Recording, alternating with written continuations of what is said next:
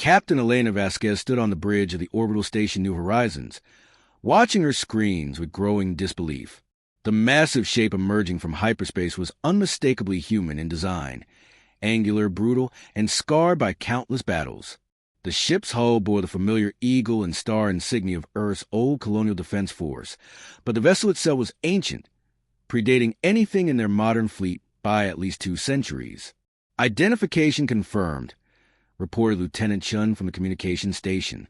It's a U.S. Defiance, registry number CDF 2847. Ma'am, according to our records, this ship was reported lost in the Outer Rim conflicts over 200 years ago. Elena's breath caught in her throat. She knew that name from history classes, from the memorial walls on Earth. The Defiance had been one of the last ships to flee Earth during the Great Exodus, carrying colonists to the furthest reaches of human space, when resources became scarce and wars ravaged the homeworld. Its disappearance had become legend, a ghost ship carrying the dreams of humanity into the void. "They're hailing us," Chin announced, his voice tight with emotion. "Put them through." The main screen flickered to life, revealing a weatherman in a tattered uniform that Elena recognized from museum displays. His face was gaunt, eyes hollow with exhaustion, but his bearing remained proud. Behind him, she could see the shadowy outlines of what appeared to be a massive ship's bridge, filled with people. So many people. "This is Admiral Marcus Kane of the United Earthship Defiance," the man said, his voice hoarse but steady. "We are requesting emergency docking and humanitarian assistance. We carry 12,000 souls in need of medical attention, food, and shelter. Our ship is dying, and we have nowhere else to go." Elena felt her heart racing. 12,000 people. The population of their entire colony was barely 15,000. But these were humans, their own people, lost for 2 centuries and finally coming home. "Admiral Kane, this is Captain Elena Vasquez of Kepler Station. We're honored to welcome you. What happened? Where have you been all these years?" Kane's expression darkened. "It's a long story, Captain. We've been fighting a war in the void, protecting colonies that Earth forgot. But now those colonies are gone. We're all that's left, and our ship won't survive much longer. The life support systems are failing, and we've lost nearly half our crew to radiation poisoning from a dying reactor." Elena was already turned to her crew, ready to coordinate the largest rescue operation in colonial history, when her communications board erupted in urgent chimes. A priority channel from Earth, the first direct transmission from the homeworld in over 6 months. "Captain Vasquez," came a cold, authoritative voice she recognized as Director Harrison of the Colonial Administration. "You are to maintain your position and make no contact with a vessel that has entered your system.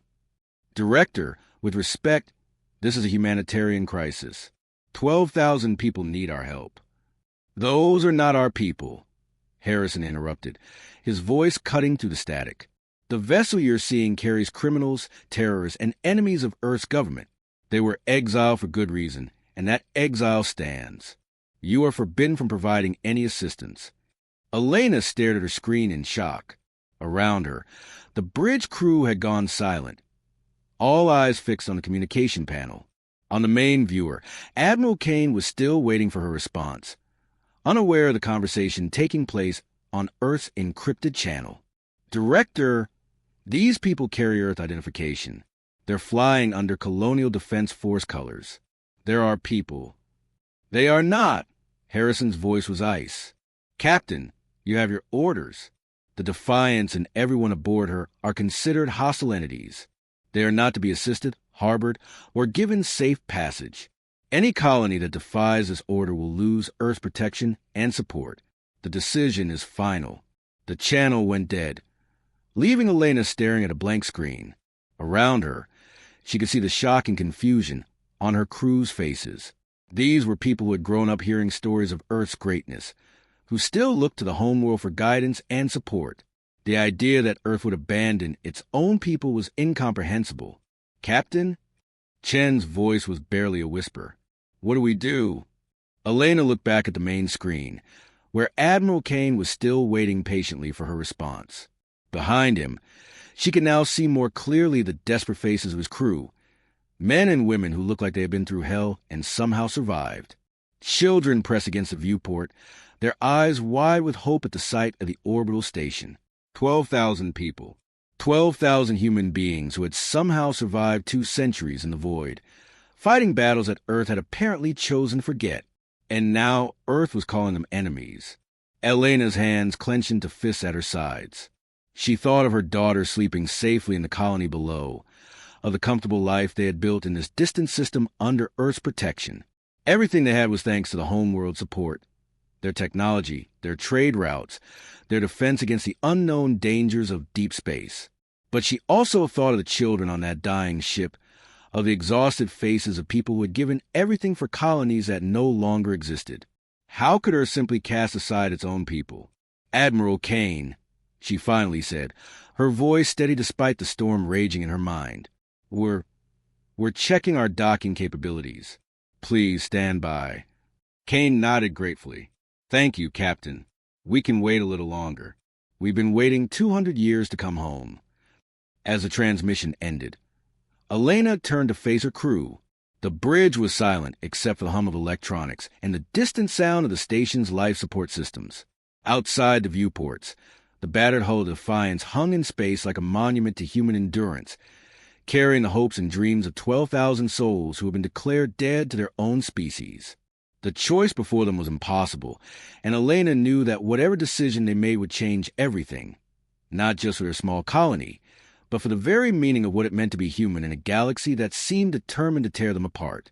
Dr. Sarah Kim had been running medical simulations for 3 hours when an emergency alert reached her clinic. 12,000 people with potential radiation exposure, malnutrition, and centuries of accumulated medical problems. Her small colonial medical facility could barely handle the routine needs of their 15,000 residents, let alone a crisis of this magnitude.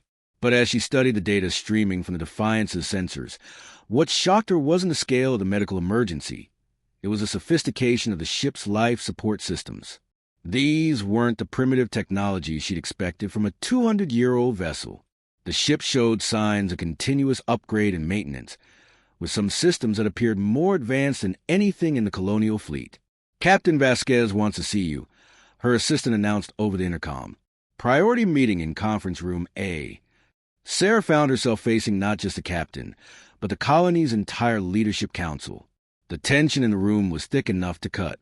Colony Administrator Webb looked pale and shaken, while Security Chief Rodriguez kept glancing nervously at his communication tablet. Doctor, Elena began without preamble, I need your professional opinion. If we were to assist the Defiance, what would it take? Sarah pulled up her analysis on the central display. It's not just medical, Captain. These people have been living in a closed ecosystem for 2 centuries. Their immune systems might not be compatible with our environment anymore. We need full quarantine protocols, genetic screening, psychological evaluation. How long? Elena interrupted. Months, maybe years for full integration. And that's assuming everything goes perfectly. Administrator Webb leaned forward, his voice shaking. Captain, we can't risk it. Earth has made their position clear. These people are exiles, criminals. If we help them, we lose everything. Our trade agreements, our defense contracts, our supply lines. This colony exists because of Earth's support. They're dying, Elena said quietly. Whatever they did, they're still human beings. And some of them are children who weren't even born when these supposed crimes were committed. Rodriguez cleared his throat. I've been monitoring Earth's communications. There's more to this story. The Defiance isn't just some lost colony ship. It's been actively operating for the past 2 centuries. Earth intelligence has tracked its movements through dozens of systems. They've been interfering with colonial administration policies, supporting rebel groups, stealing supplies. Fighting Earth's wars, Elena corrected. According to Admiral Kane, they've been protecting outer colonies. Protecting them from what? Webb demanded. The outer colonies have been peaceful for decades. There haven't been any major conflicts since the Centauri Accords. Sarah had been quietly reviewing the medical data when something caught her attention. She enhanced the display, focusing on the ship's population demographics. This is interesting. Look at the age distribution aboard the Defiance. The holographic display showed a population pyramid unlike anything they'd expect from a normal colony ship. There were far too many middle-aged adults, too few elderly, and a significant number of children under 10 years old. It's a military population, Rodriguez observed. These aren't colonists, they're soldiers and their families. We're soldiers, Elena corrected, 200 years ago. Their children and grandchildren aren't responsible for whatever happened back then. Before anyone could respond, the room's communication system activated. Admiral Kane's weathered face appeared on the screen, but this time he wasn't alone. Standing beside him was a young woman who couldn't have been more than 25, wearing the remnants of a technical officer's uniform. Captain Vasquez, Kane said, I believe it's time you understood the full truth about why Earth wants us to stay in the cold. This is Commander Lisa Kane, my great-granddaughter and the ship's chief engineer. Lisa, show them what we discovered in the Altair system. The young woman stepped forward, her eyes burning with intensity that reminded Sarah of war documentaries from the colonial conflicts. 3 months ago, we responded to a distress call from Altair Colony. When we arrived, we found something that Earth's government desperately wants to keep secret. The screen shifted to show what appeared to be security footage from a colony's central plaza. At first, it looked like a peaceful civilian gathering. Then Sarah saw the uniforms, not colonial administration, but something else entirely. The figures moved with military precision, and their equipment was clearly non-human in origin. Earth has been in contact with an alien species for at least 50 years, Lisa continued. Not peaceful contact, military alliance. The Altair colonists discovered evidence of weapons testing, joint military operations, and worst of all, human experimentation using alien technology. The room fell silent. Sarah felt her world tilting on its axis. First contact with aliens had been humanity's greatest dream and fear for centuries, and now they were being told it already happened, in secret, without the knowledge or consent of the colonies. When the colonists tried to expose this information, Kane continued, Earth's new allies destroyed the colony. 12,000 people killed to protect a secret. We were the only ship in range to respond, and we arrived just in time to see the aftermath. Webb's face had gone from pale to green. You're saying Earth is working with aliens against human colonies? We're saying Earth's government has been compromised, Lisa replied. The colonial administration isn't making policy for humanity's benefit anymore. They're following orders from species that see us as useful tools, nothing more. Elena's mind raced through the implications. If this was true, then Earth's order to turn away the Defiance wasn't about maintaining law and order. It was about silencing witnesses to genocide. You have proof of this? Rodriguez asked, his security training overriding his shock. Kane nodded grimly. Sensor logs, communication intercepts, survivor testimonies from 17 different colonies that have mysteriously gone dark over the past decade. Each time, Earth explained the losses as equipment failures, natural disasters, or colonial uprising. But we've been tracking the pattern, and it's always the same. Colonies that discover too much about Earth's new friends suddenly stop transmitting. Sarah found her voice. The medical data from your ship. Some of those injuries aren't from radiation or system failures. They're combat wounds. We've been fighting a war for the past 20 years, Kane confirmed. Not against alien invaders, but against Earth's forces trying to silence anyone who knows the truth. We've lost over half our original crew protecting colonies that Earth was ready to sacrifice. The room erupted in chaos. Webb was shouting about the impossibility of it all.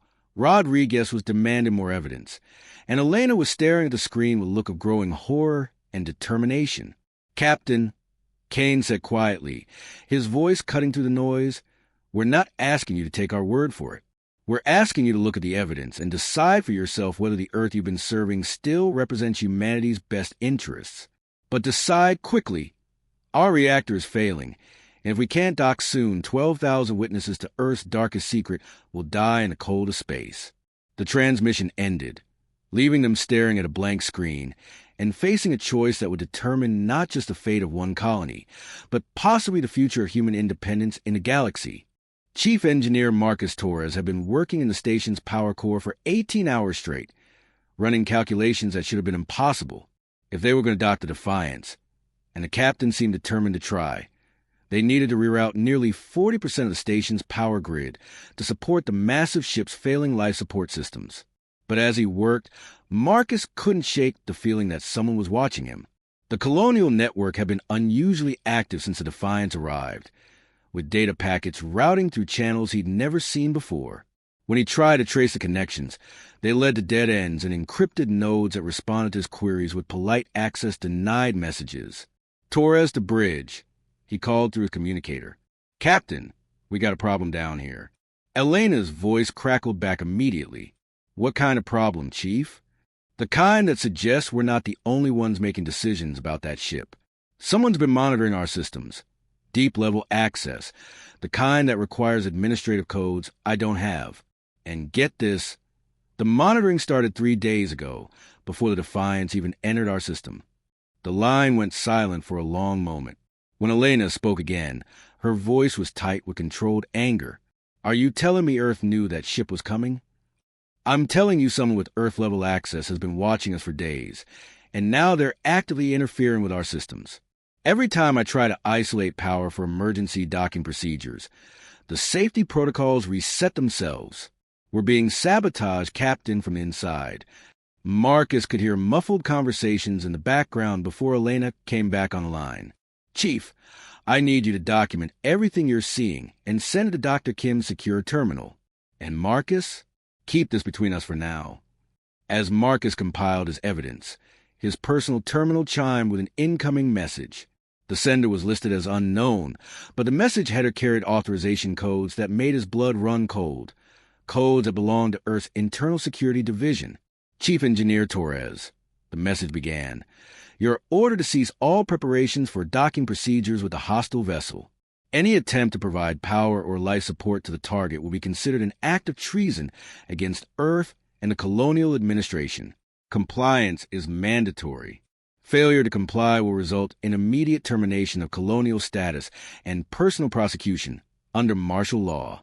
You have 30 minutes to confirm receipt and compliance." Marcus stared at the screen, his hands shaking with a mixture of fear and rage. He'd served Earth faithfully for 15 years, had helped build this station with his own hands, had trusted that the colonial administration wanted what was best for humanity. Now they were threatening his life for trying to save dying people. He was about to forward the message to Captain Vasquez when his terminal chimed again. This time, the message came from the Defiance itself, but the sender wasn't Admiral Kane or Commander Lisa. It was someone calling themselves Prometheus. "Chief Torres, we've been monitoring Earth's communications with your station. You're not the only one receiving threats today. Earth has activated sleeper protocols in colonies across 17 systems, orders to turn away refugee ships, cut off supplies through problematic settlements, and report any suspicious activity directly to alien oversight committees. What you're seeing isn't policy, it's occupation." Attached to the message were files that made Marcus's blood run cold. Communication logs showing Earth officials taking orders from sources with non-human linguistic patterns. Supply manifests for weapons and technology that didn't appear in any human database. And most damning of all, a complete roster of colonial administration personnel who had been replaced by what the files called compliance surrogates over the past 5 years. Director Harrison's name was on that list, along with dates showing he'd been upgraded 8 months ago. Marcus's hands moved across his console with practiced efficiency, copying the data to secure drives and sending encrypted bursts to every trusted contact he had. If this information was real, then Earth's government hadn't just been compromised, it had been systematically replaced. "Torres to all senior staff," he announced over the internal communication system. "Emergency meeting in Engineering Bay 3. Now!" Within minutes, the cramped engineering space was packed with the colony's essential personnel. Marcus had known most of these people for years. They'd built this place together, had trusted each other with their lives on countless occasions. Now he was about to ask them to trust him with something far more dangerous. "Before I show you what I found," Marcus began, "I need everyone to understand that what we discuss here will probably make us all criminals in Earth's eyes. Anyone who wants to leave and pretend this conversation never happened, go now. No judgment, no questions asked. Nobody moved. Plant manager Chin spoke for all of them. "We're family out here, Marcus. Whatever it is, we face it together." Marcus activated the central display and began sharing the evidence he gathered. The room fell silent as they absorbed the implications of what they were seeing. These weren't career soldiers or politicians. They were engineers, technicians, medical staff, and administrators who had signed up to build a better life among the stars. The idea that their own government had been selling humanity out to alien interests was almost incomprehensible. "So, what do we do?" asked Dr. Kim, who had arrived just in time to see the most damning evidence. "If this is real, then helping the Defiance isn't just about saving those people. It's about preserving human independence. It's also about survival," added Security Chief Rodriguez, who had been unusually quiet during the briefing. "I've been monitoring Earth's fleet positions. 3 destroyers changed course 6 hours ago and are heading in our direction. They'll be here in 18 hours. The room erupted in concerned voices, but Marcus held up his hand for silence. "There's something else. The Defiance isn't just a refugee ship. It's been modified with technology that doesn't appear in any Earth database. Some of those systems are clearly alien in origin, but they've been integrated with human engineering in ways that suggest cooperation, not conquest." "You're saying the Defiance has alien allies too?" Chin asked. "I'm saying they found a different path," Marcus replied. "Look at these power signatures, these life support configurations. This isn't just a human ship anymore. It's something new, a fusion of technologies that could represent humanity's real future, not the puppet show Earth has become." Dr. Kim leaned forward, studying the technical specifications. "These medical systems could revolutionize colonial medicine. The efficiency ratios alone would solve half our infrastructure problems. But the question is, can we trust them?" Before anyone could answer, the lights dimmed and emergency alarms began sounding throughout the station. Rodriguez was already at his communication console, his face pale with shock. "Captain Vasquez to all senior staff." Elena's voice crackled through the speakers. "Earth has just transmitted our final warning. We have 6 hours to surrender the location of the Defiance and submit to direct Earth oversight, or they will consider this colony in rebellion. The destroyers are carrying something called pacification protocols, and according to intelligence from the Defiance, those protocols have never been used on a colony that survived to tell about it." Marcus looked around the room at the faces of people who had become his extended family. They had come to the stars to build something better than what Earth offered, and now they were being forced to choose between submission and extinction. "Chief Torres," Elena continued, "I need those docking procedures ready in 2 hours. We're bringing the Defiance home, and then we're going to find out what humanity can become when it's free to choose its own path." The room filled with the sound of people moving with sudden purpose. Their fear transformed into determination. They had 6 hours to dock a dying ship, 18 hours before Earth's destroyers arrived, and the rest of their lives to live with the consequences of choosing human dignity over human authority. Marcus began barking orders, coordinating the most complex engineering operation in colonial history. But as he worked, he couldn't help wondering if they were saving the Defiance, or if the Defiance was really saving them. Dr. Sarah Kim stood in Docking Bay 7, watching the impossible become reality. The Defiance was simply too massive for their civilian docking facilities. The ship was nearly 2 kilometers long and clearly designed for military operations. Yet somehow, Chief Torres had managed to create a jury-rig connection, using emergency umbilicals and cargo transfer systems that were currently handling more power and life support than they'd ever been designed for. The first group of evacuees from the Defiance stepped through the airlocks, and Sarah felt her breath catch. These weren't the desperate refugees she'd expected. Despite their obviously worn clothing and the exhaustion etched in their faces, they moved with discipline and purpose. Many carried injuries that spoke of recent combat, but they also carried technologies she didn't recognize: medical scanners, portable life support units, and communication devices that seemed to interface seamlessly with the station systems. Dr. Kim, a young woman, approached, her uniform bearing the insignia of a medical officer. "I'm Commander Sarah Chun. Sorry, we share the same first name. I'm the Defiance's chief medical officer. Admiral Kane wanted me to coordinate with you regarding the evacuation procedures." Sarah studied the woman's equipment, with growing amazement. The medical scanner in Chen's hands was displaying biological readings with precision that exceeded anything in the colonial medical database. "Commander, where did you get this technology?"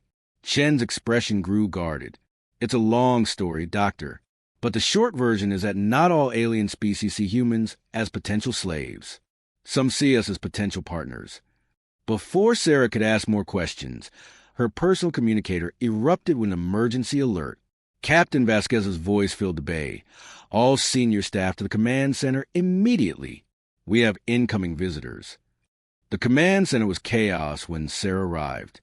The main display showed 3 ships dropping out of hyperspace at the system's edge.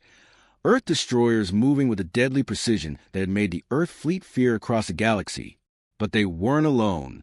Alongside them were vessels of unfamiliar design, sleek and angled with hull configurations that definitely weren't human. "Those are hegemony ships," Admiral Kane announced grimly. He'd come aboard the station along with the first wave of evacuees, and his presence in the command center added an additional layer of tension. The same species that's been pulling Earth's strings for the past 50 years. Elena turned to face him. "Admiral, I need to know everything about these aliens. Right now." Kane nodded to Commander Lisa, who activated a portable holographic display that showed detailed schematics of the alien vessels. The hegemony calls themselves the architects of order. They're an ancient species that's been manipulating younger civilizations for millennia. Their standard procedure is to identify promising species, make contact with their governments, and slowly assume control through a combination of superior technology and strategic pressure. "What do they want from us?" Administrator Webb asked, his voice shaking. "What they want from every species they absorb," Kane replied. "Complete integration into their collective.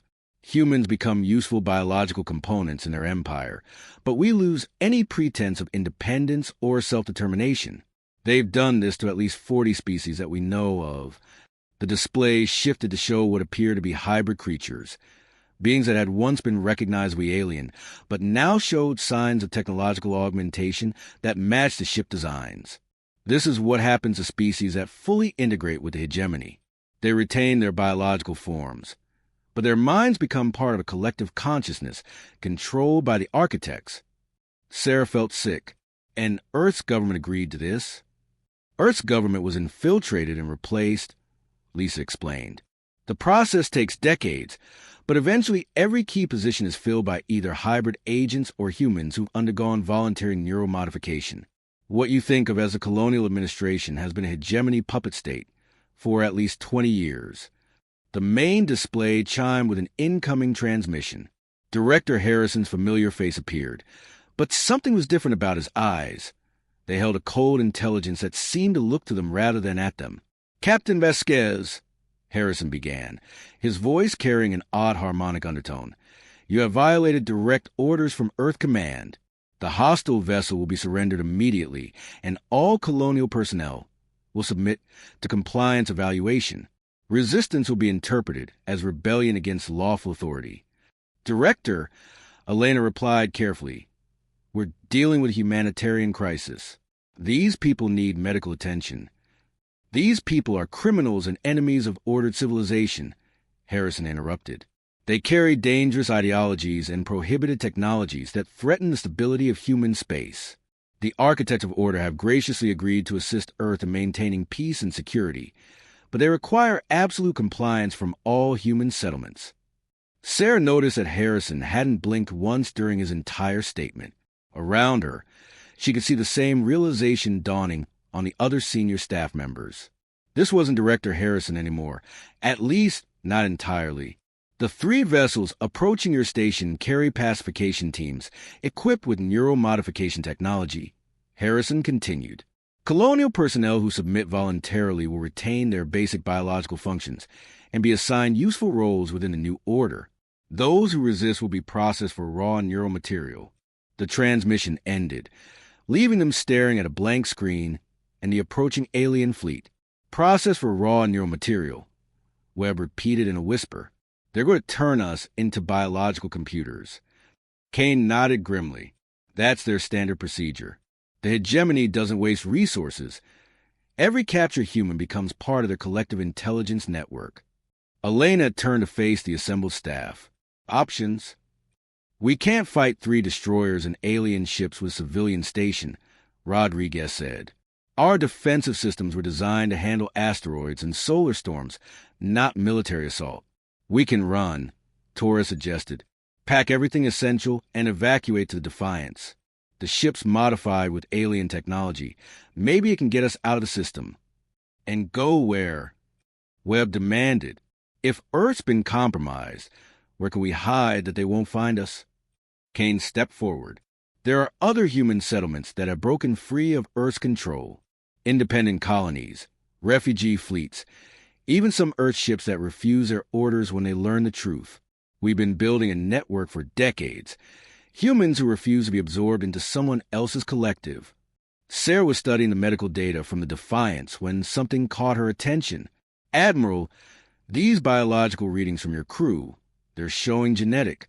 As alarms continued to sound and her staff scattered to coordinate the evacuation, Elena stared at the approaching fleet and wondered if they were making the greatest mistake in human history, or if they were taking a first step toward a future where humanity could choose its own destiny among the stars. Modifications that I don't recognize. Enhanced immune systems, improved neural conductivity, extended lifespan markers. What aren't you telling us? Kane's expression grew complicated. Doctor, we told you that not all alien species see humans as slaves. Some see us as partners. The modifications you're seeing are voluntary enhancements provided by our allies, species that oppose hegemony and believe that biological diversity strengthens a galaxy rather than threatening it. You're working with different aliens, Elena realized. This isn't just about human independence. It's about choosing which side we want to be on in some kind of galactic war. It's about choosing whether humanity survives as humanity, Lisa corrected. The hegemony offers order, efficiency, and the elimination of conflict through absolute control. Our allies offer partnership diversity and the chance to grow into something greater while remaining essentially human. The proximity alarms began sounding as the Earth fleet reached optimal weapons range. On the main display, they could see the destroyers deploying boarding pods while the alien ships moved to surround the station. Elena looked around the command center at faces she'd known for years, people who trusted her to lead them toward a better future among the stars. Now she was being forced to choose not just their fate, but potentially the fate of human civilization. Chief Torres, she said quietly, how long before we can evacuate everyone to the Defiance? 4 hours for complete evacuation, but we can get essential personnel transferred in 90 minutes. Elena nodded. Do it. We're not going to be processed into components for someone else's empire. As alarms continued to sound and her staff scattered to coordinate the evacuation, Elena stared at the approaching fleet and wondered if they were making the greatest mistake in human history, or if they were taking a first step toward a future where humanity could choose its own destiny among the stars. Captain Elena Vasquez ran to the corridors of her dying station, the emergency lighting casting everything in hellish red shadows. Behind her, she could hear the distinctive sound of hull breaches as Earth's boarding teams cut their way through the outer sections. Ahead, the evacuation was proceeding with desperate efficiency as her people streamed toward the docking bays and the relative safety of the Defiance. Captain, Chief Torres called out over the chaos. The hegemony ships are jamming our communications, but I've managed to establish a hardline connection to the Defiance. Admiral Kane wants to speak with you. Elena grabbed the communication device as explosions echoed through the station's superstructure. Kane's weathered face appeared on the small screen, his expression grim but determined. Captain, we got maybe 10 minutes before those boarding teams reach the main population centers. I need you to make a choice that's going to affect everyone's future. What kind of choice? Kane's image flickered as another explosion shook the station. The Defiance isn't just carrying refugees and stolen technology. We're carrying something hegemony has been hunting for over 2 centuries. Complete genetic templates and cultural records from 17 extinct species that refuse to submit to their collective. Elena felt her blood turn to ice. You're saying you have the means to resurrect dead civilizations? Not resurrect. Preserve and potentially restore. With the right technology and resources, those species could live again. But more importantly, their knowledge and perspectives could help other species resist hegemony absorption. It's the most dangerous information in the galaxy, from their perspective, and you want us to help you protect it. Kane nodded. Captain, your colony has just become part of something bigger than human independence. You're now part of a galactic resistance movement that's been fighting the hegemony for millennia. The question is whether you're ready for that responsibility. Elena looked around at her people. Engineers and doctors, teachers and farmers who had come to the stars seeking a peaceful life. Now they were being asked to become guardians of galactic biodiversity and opponents of an empire that had been conquering civilizations since before humanity discovered fire. Admiral, if we do this, if we join your resistance, what happens to us? What happens to the idea of just being human colonists living our lives? Kane's expression softened slightly. Captain, that dream died the moment the hegemony made contact with Earth. There is no just living our lives anymore. There's only choosing which side of this war we want to be on. Before Elena could respond, Dr. Kim's voice crackled through her communicator. Captain, you need to see this. Bay 7, immediately. Elena raced toward the docking bay. Torres close behind her. What she found there made her stop dead in her tracks. Dr. Kim was standing beside a group of Defiance crew members, but these weren't the exhausted refugees she'd seen earlier. These people were different. Their eyes held flecks of silver that seemed to shift and flow like liquid metal, and their movements had a fluid grace that was almost hypnotic. Captain, Dr. Kim said quietly, meet the Defiance's liaison team. They're human, but they've undergone voluntary symbiotic bonding with members of the Synthesis, the alliance of species that opposes the hegemony. One of the figures stepped forward, and Elena could see that what she'd taken for silver in their eyes was actually a complex neural interface that seemed to be alive. When the person spoke, their voice carried harmonics that resonated in ways that made Elena's bones vibrate. Captain Vasquez, I am Commander Torres. Yes, I share a name with your chief engineer. It's not a coincidence. I was born on Earth 43 years ago, in a colony not unlike yours. When I chose symbiosis with my synthesis partner, I retained my human identity and memories, but gained access to technologies and perspectives that span thousands of years of galactic civilization. Elena stared at the figure. Try to reconcile the familiar human features with the clearly alien enhancements. You're saying this is what we'd become if we join your alliance. Only if you choose to, Commander Torres replied. Symbiosis is voluntary and reversible. Some humans prefer to remain unmodified while working alongside synthesis species.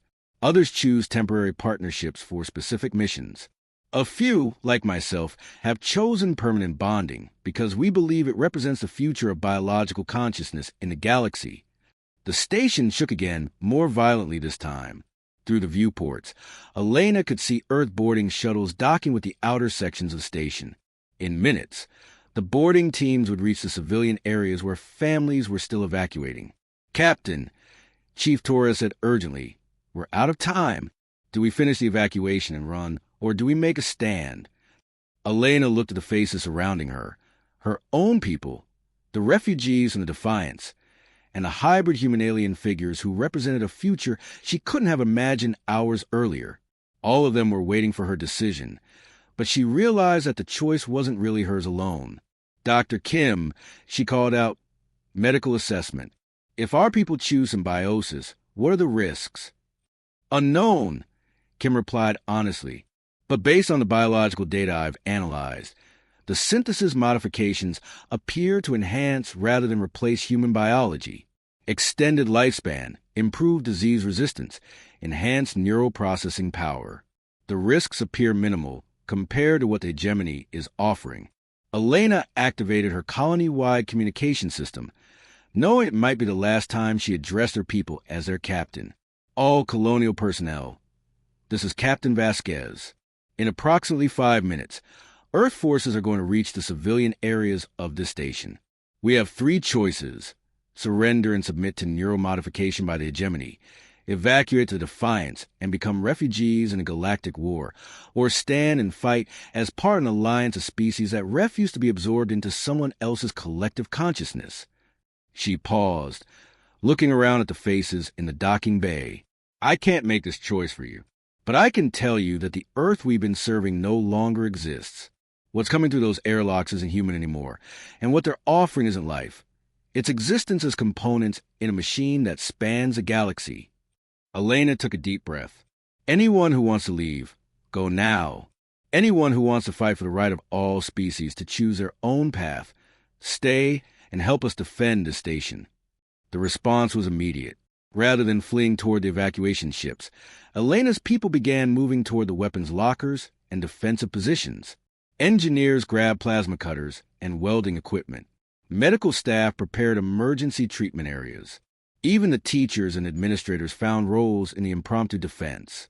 But it was Chief Torres who surprised her most. He walked up to Commander Torres, his apparent alien counterpart, and extended his hand. "If this symbiosis thing can help us protect our people, I volunteer to be first." The hybrid figure smiled, and Elena could see genuine human warmth in that expression, despite the alien enhancements. "Chief, the partnership I'm offering isn't just about enhanced capabilities.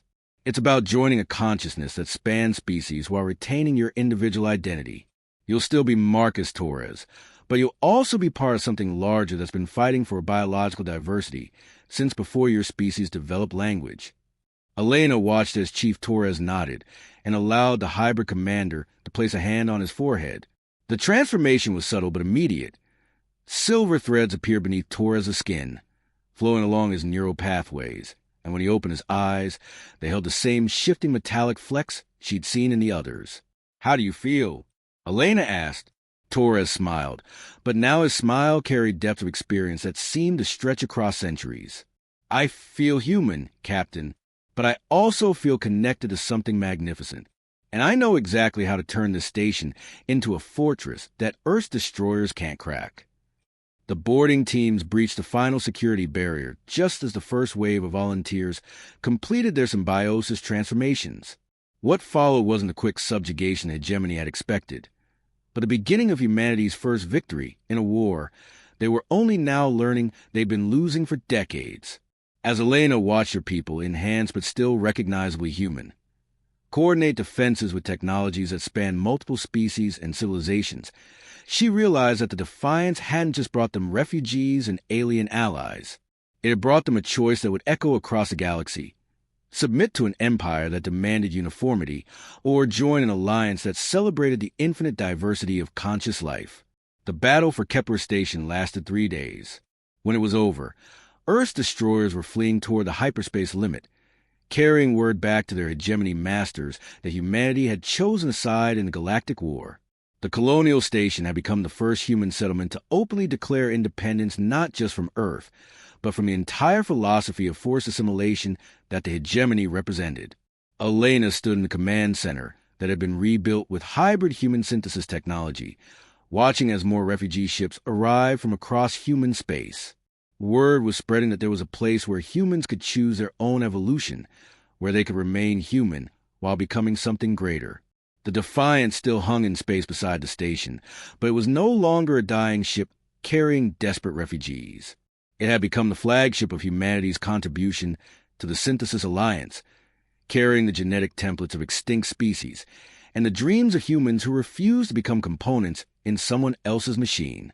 As Elena looked out at the stars, she knew that the easy days of colonial isolation were over forever. But in their place, humanity had gained something far more valuable: the chance to grow into their full potential as partners in a galaxy where consciousness itself was the most precious resource, and where the right to choose one's own path was worth any sacrifice to preserve. #A human battleship entered the system, but Earth claimed it wasn't theirs anymore.